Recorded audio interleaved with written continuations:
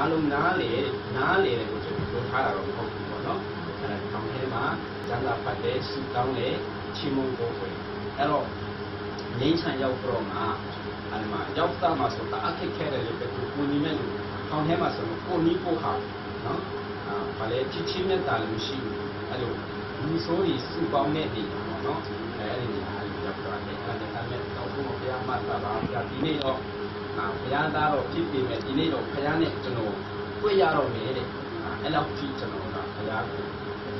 နေသန်းတာပေါ့ဒီနေ့ကျွန်တော်စိတ်ခေါ်တာပေါ့အဲ့ဒါ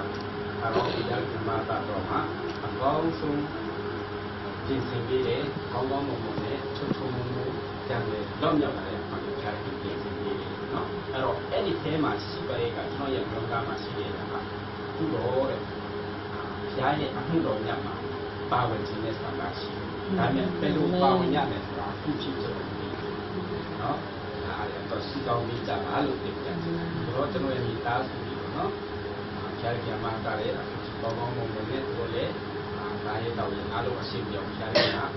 ကျေးဇူးတင်တဲ့ကြောင့်ဘုရားရဲ့နာမတော်ချီးမွမ်းတာနော်အဲ့တော့ကျွန်တော်ဒီဟောရစတောင်းဒီရက်စနာက